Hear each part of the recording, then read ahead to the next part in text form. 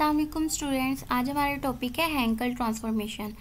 तो Henkel transformation करने से पहले हमें पता होना चाहिए कि बेज़ल फंक्शन हमारे पास क्या होता है, क्योंकि बेज़ल फंक्शन का बहुत रोल है हैंकल ट्रांसफॉर्मेशन में। तो जब हमें बेज़ल फंक्शन ही नहीं पता होगा तो फिर हम हैंकल ट्रांसफॉर्मेशन नहीं कर पाएंगे।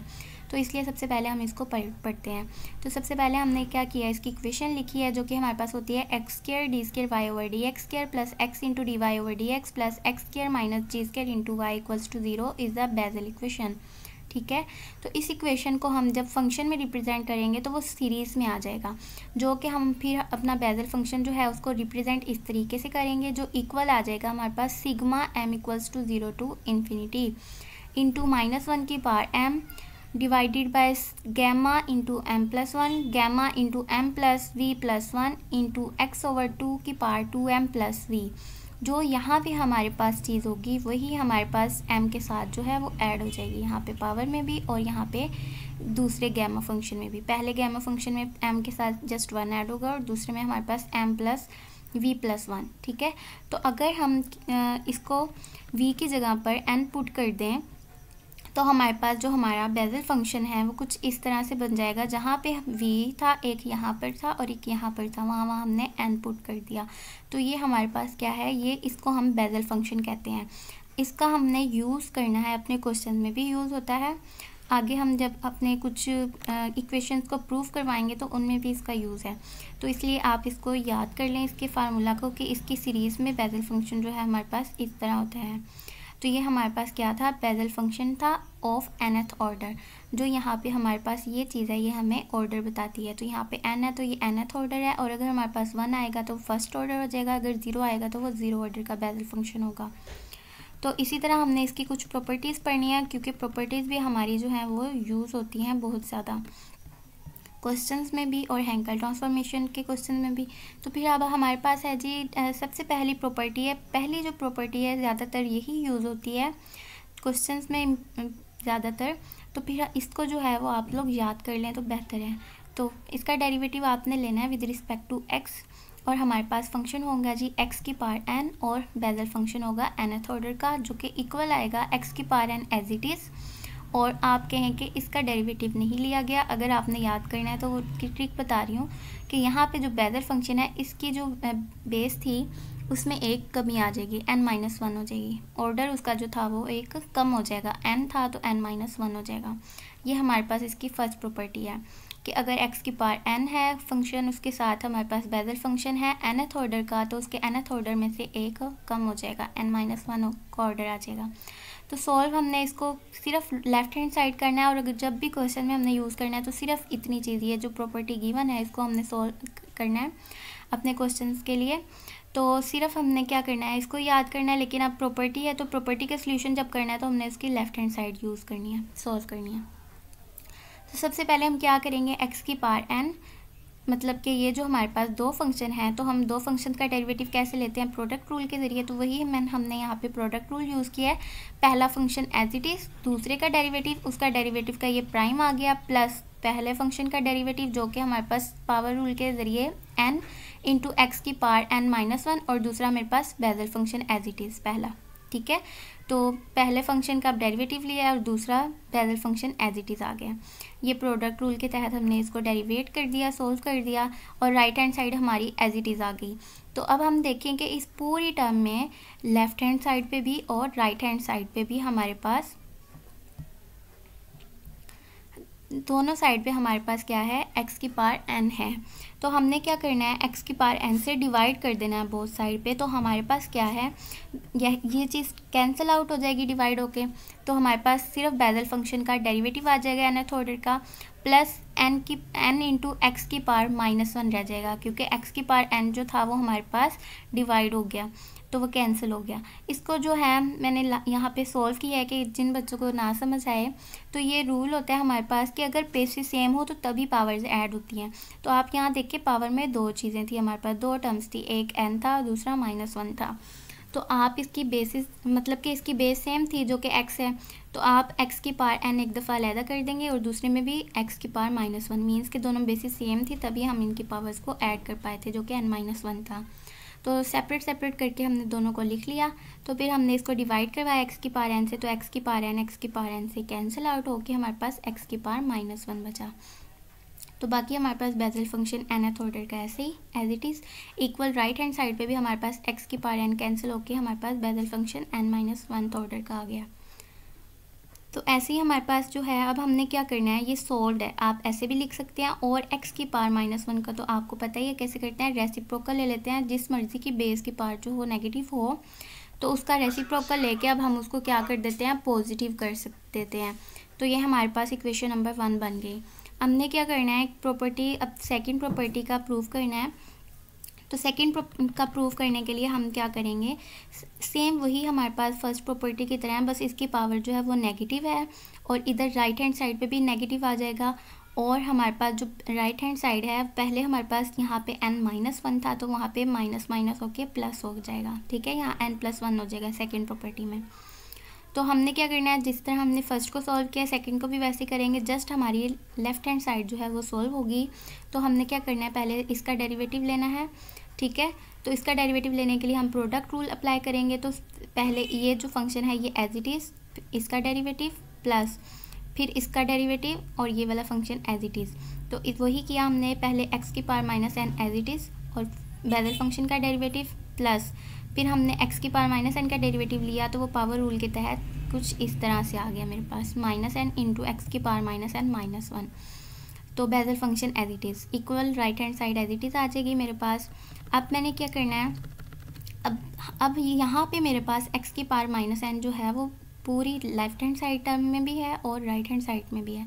लेफ्ट हैंड साइड की दोनों टर्म्स के पास है और राइट हैंड साइड पे भी है। तो मैंने उसको क्या किया, आप कैंसिल आउट कर दें या फिर आप कह दें कि हमने डिवाइड करवा दिया x की पावर -n से बोथ साइड पे, तो हमें ये चीज़ हासिल हो गई।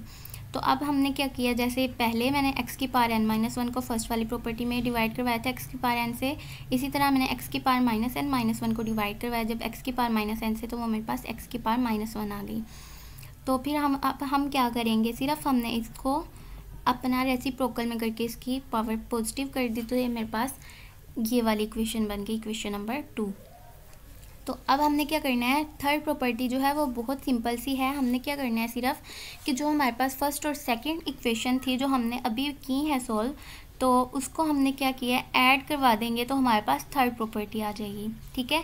तो मैंने क्या किया है, पहले फर्स्ट वाली इक्वेशन लिखी प्लस फिर मैंने सेकंड वाली इक्वेशन लिखी, फिर मैंने क्या किया है, इक्वल राइट हैंड, और आपने ये बात का ख्याल रखना है, इस बात का ख्याल रखना है कि जो लेफ़्ट हैंड साइड है वो लेफ़्ट हैंड साइड में ही ऐड होगी, इक्वेशन नंबर 1 की left hand side plus equation number 2 की लेफ़्ट हैंड साइड इक्वल आएगी इक्वेशन नंबर 1 की right hand side plus equation number 2 की राइट हैंड साइड, ठीक है। तो हमने वही किया कि जो हमारे पास थी जे की पावर राइट हैंड साइड पे था हमारे पास बेजल फंक्शन n-1 ऑर्डर का, और इक्वेशन नंबर 2 में था minus bezel function n+1 order का, ठीक है। तो हमने जब प्लस माइनस माइनस हो गया, ठीक है, यहाँ माइनस आएगा, तो फिर हमने क्या किया, इसको जो लेफ़्ट हैंड साइड है इसको सॉल्व कर लेते हैं। तो यहाँ कैंसिल आउट हो जाएंगे प्लस माइनस, और जो सेम टर्म्स है वो हमारे पास ऐड हो जाएंगी, जो कि 2 इंटू बेजल फंक्शन का फर्स्ट डेरिवेटिव x आ जाएगा, इक्वल आ जाएगी, राइट हैंड साइड मेरे पास एज इट इज़ आ जाएगी। और इसको मैं क्या करूँगी, और हम इसको ऐसे भी लिख सकते हैं कि जो 2 यहाँ पर मल्टीप्लाई हो रहा था दूसरी साइड पे जाके वो डिवाइड हो जाएगा, या फिर हम ऐसे कह सकते हैं कि बोथ साइड पे मैंने 2 से डिवाइड करवा दिया, तो जो इधर वाला 2 था वो कैंसिल आउट हो गया और जो इधर था वो डिवाइड वाला ऐसे इसके इन दोनों के साथ मल्टीप्लाई हो गया। तो अब हमने क्या करना है, फोर्थ वन को हमने क्या करना है, फोर्थ वन में हमारे पास जो है वो हमने सब्ट्रैक्ट करवाना है इक्वेशन 2 को फ्रॉम इक्वेशन 1, ठीक है। 2 को हमने 1 में से सब्ट्रैक्ट करवाएंगे तो हमारे पास फोर्थ प्रॉपर्टी आ जाएगी इसकी। तो हमने क्या करना है, इसको सब्ट्रैक्ट जब करवाना है तो सबसे पहले फ्रॉम की जो फ्रॉम के साथ जो इक्वेशन होती है वो लिखते हैं हम, ठीक है। तो अब सबसे पहले मैंने फर्स्ट इक्वेशन लिखी माइनस मैंने सेकेंड इक्वेशन लिखी, और मैंने यहाँ पे ब्रैकेट्स इसलिए यूज़ की हैं क्योंकि बाद स्टूडेंट जो होते हैं ये जब माइनस आता है तो इसमें वो मल्टीप्लाई नहीं करते, तो ये हम माइनस को सब टर्म्स के साथ मल्टीप्लाई करना लाजमी होता है ताकि हमारे क्वेश्चन में कोई मिस्टेक ना हो। तो इसलिए मैंने क्या किया, इसको ब्रैकेट्स में लिख दिया सेकेंड इक्वेशन को। तो माइनस इसके साथ जब मल्टीप्लाई होगा प्लस माइनस माइनस आ जाएगा इस टर्म के साथ, और जब माइनस इस वाली टर्म के साथ मल्टीप्लाई होगा तो माइनस माइनस प्लस आ जाएगा मेरे पास। तो हमने क्या किया, राइट हैंड साइड को भी ऐसे ही हमने किया कि फ़र्स्ट इक्वेशन की जो राइट हैंड साइड थी उसको लिखा माइनस, सेकंड इक्वेशन की राइट हैंड साइड थी उसको ब्रैकेट में लिख दिया, तो ताकि ये मैं माइनस और ये वाला माइनस जो है उनको इजीली मल्टीप्लाई करके यहाँ पे प्लस दिखा सकूँ आप लोगों को, ठीक है, कि ये प्लस कैसे आया। तो अब हमने क्या किया है, उसी तरह जैसे हमने पहले क्वेश्चन नंबर 3 का 2 का 1 का किया था, लेफ्ट हैंड साइड को सोल्व किया था, इसी तरह हम इधर भी देखेंगे कि कौन सी चीज़ हमारे पास कट आउट हो रही है या फिर ऐड हो रही है।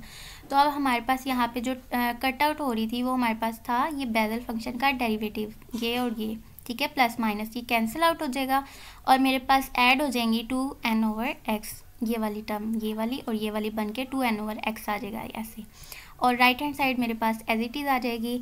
और इसको मैं इस तरह भी लिख सकती हूँ कि बेज़ल फंक्शन nth ऑर्डर का जो मेरे पास है वो इक्वल होता है x/2n basal function n-1th order plus basal function n+1 order का। तो ये हमारे पास फोर्थ प्रॉपर्टीज़ आ गई इसकी, जो कि हमने अपने क्वेश्चंस में यूज़ करनी है इसमें सब में, ठीक है। तो आगे हमारे पास है इसकी हैंकल ट्रांसफॉर्मेशन की डेफिनेशन आ जाती है, क्योंकि हमने बेज़ल फंक्शन अब अपना क्लियर कर लिया है। तो अब हम करेंगे हैंकल ट्रांसफॉर्मेशन ऑफ फंक्शन क्या होता है हमारे पास।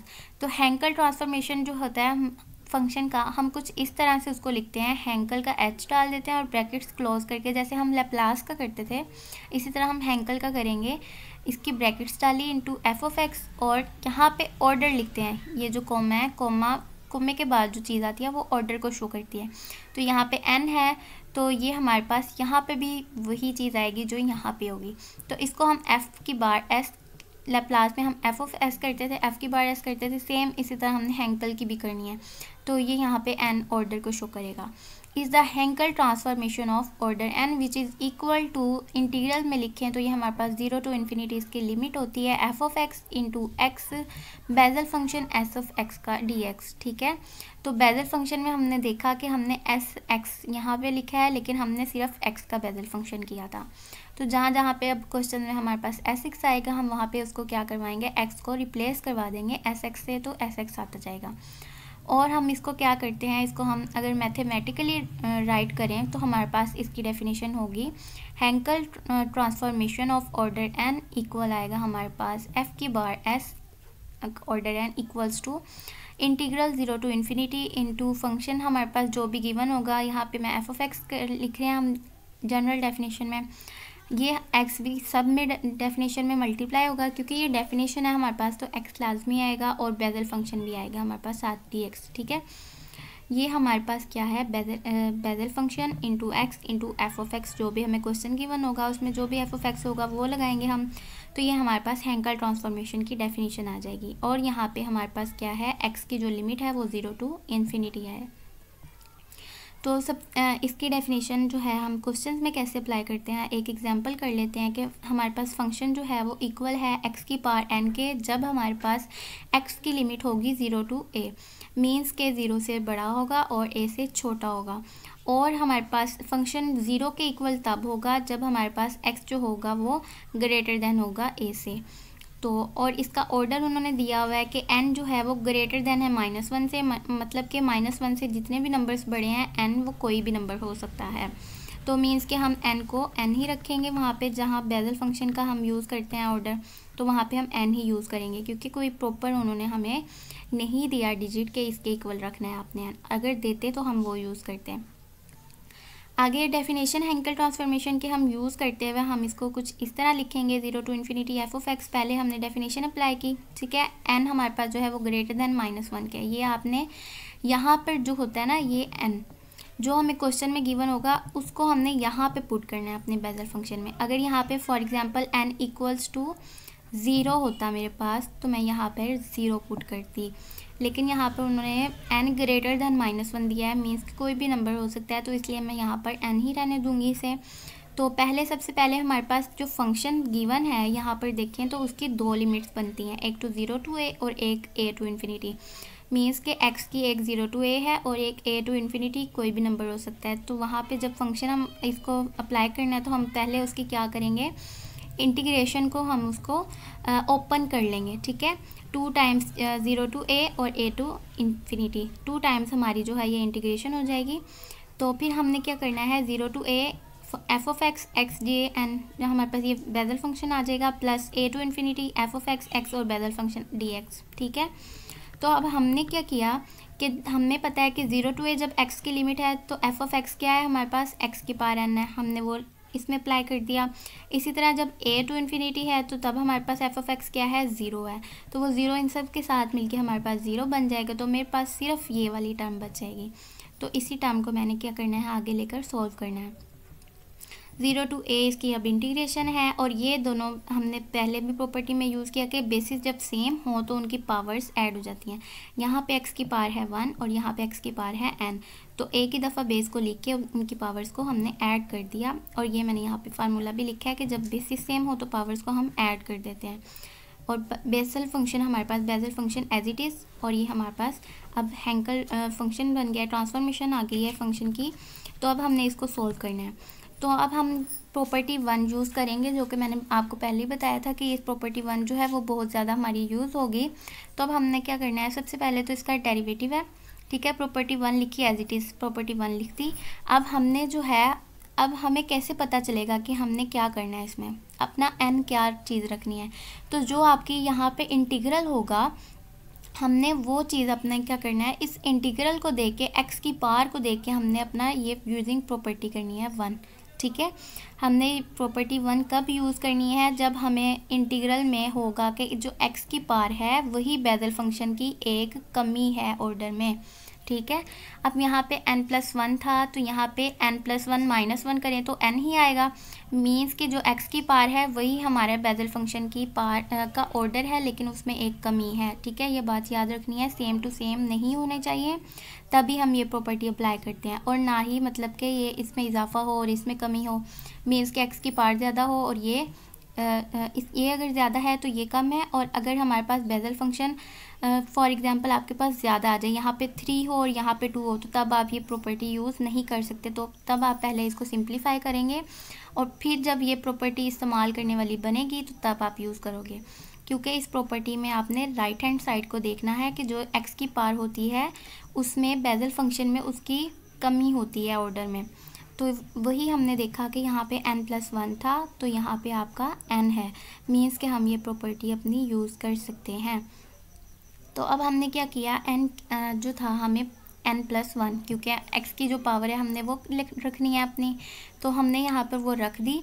तो इसमें हमने जब अप्लाई की, जहाँ पे हमारे पास n है वहाँ पे हमने n+1 किया, यहाँ पे भी n था तो यहाँ पे भी n+1 किया, यहाँ पे n है तो यहाँ पे भी n+1 किया, और यहाँ पे n-1 है तो n की जगह पे n+1, और ये -1 एज इट इज़, ये -1+1 हमारे पास कैंसिल हो जाएंगे और हमारे पास जो है सिंपल jn आ जाएगा। ठीक है, अब हमने क्या करना है, दूसरा काम कि हमें गिवन है कि ये जो है हमारे पास, ये जो हमारा गिवन फंक्शन से हमारा इंटीग्रल बना है उसमें बेसल फंक्शन का x है, साथ x नहीं है। तो जहाँ जहाँ पे हमारे पास ये प्रॉपर्टी में तो x ही है ना, हमने क्या करना है, जहाँ जहाँ पर हमारा x है वहाँ पर हमने रिप्लेस करवा के sx कर देना है, x को रिप्लेस करके हमने sx लिख देना है। तो वही किया हमने कि यहाँ पर हमारे पास था d/dx, यहाँ पर x है तो मैंने sx की पावर n+1 कर दिया, यहाँ पर x है तो मैंने sx कर दिया। इसी तरह राइट हैंड साइड में भी यहाँ पर x था तो मैंने sx की पावर n+1 कर दिया, यहाँ पर भी x है तो मैंने राइट हैंड साइड में sx कर दिया। तो अब हमने क्या करना है, ये जो यहाँ पर था डेरिवेटिव तो विद रिस्पेक्ट टू x रहेगा, जो कांस्टेंट है 1/s वो हमने साइड पे कर दिया। तो इसी तरह यहाँ पर जो s है उसकी पावर अलहदा से n+1 कर दी और x की पावर अलहदा से n+1 कर दी। ठीक है, मीन्स के ब्रैकेट में जितनी भी टर्म्स होती हैं आपके पास मल्टीप्लाई हो रही होती हैं और बाहर जो भी पावर होती है उन सब के साथ वो पावर लगती है। तो s के साथ भी लगी पावर और x के साथ भी लगी पावर। अब चलते हैं अपने बेसल फंक्शन की तरफ, तो वो हमारा एज इट इज़ रहेगा और इक्वल, इधर भी मैंने वही किया कि जो जितनी भी टर्म्स थी ब्रैकेट में उन सब के ऊपर n+1 लगेगा। तो यहाँ पर भी s की पावर n+1, x की पावर भी n+1 और बेसल फंक्शन मेरा एज इट इज़ रहेगा। तो अब हमने देखा कि ये जो s है ये कांस्टेंट टर्म है, तो इसको हम डेरिवेटिव की टर्म से निकाल सकते हैं, इसका डेरिवेटिव हम नहीं लेंगे, तो उसको हम साइड पे कर दिया।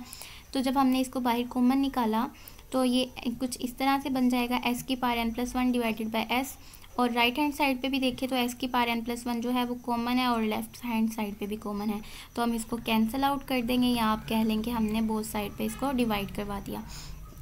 तो अब हमारे पास जो है 1/s बच जाएगा, बोथ साइड पे ये भी कैंसिल और ये भी कैंसिल। तो यहाँ पे मेरे पास d/dx इंटू एक्स की पावर n+1 और ये हमारे पास बेजल फंक्शन n+1 ऑर्डर का इक्वल आ जाएगा एक्स की power n+1 bezel function sx का। तो हम अगर देखें तो हमारे पास जो ए इक्वेशन थी उसमें ये चीज़ जो थी इंटीग्रल में थी। अब हम क्या करेंगे, ये चीज़ जो है वो इस चीज़ के इक्वल आ गई है, तो हम ए वाली इक्वेशन में अपनी इस टर्म की जगह हम ये वाली टर्म यूज़ कर लेंगे। तो अब हमने क्या किया, अपनी हैंकल की जो डेफिनेशन थी वो लगाई, इक्वल 0 टू a, इसकी जगह पर हमने a में ये वाली चीज़ पुट कर दी, तो हमारे पास ये चीज़ आ गई। अब हमें पता है ये dx जो है इस dx से कैंसिल हो जाएगा और ये जो डेरिवेटिव का d है वो इंटीग्रेशन से कैंसिल, एंटी होते हैं ना ये दोनों एक दूसरे के, तो ये इंटीग्रेशन एंटी डेरिवेटिव होता है, तो डेरिवेटिव एंटी डेरिवेटिव से कैंसिल।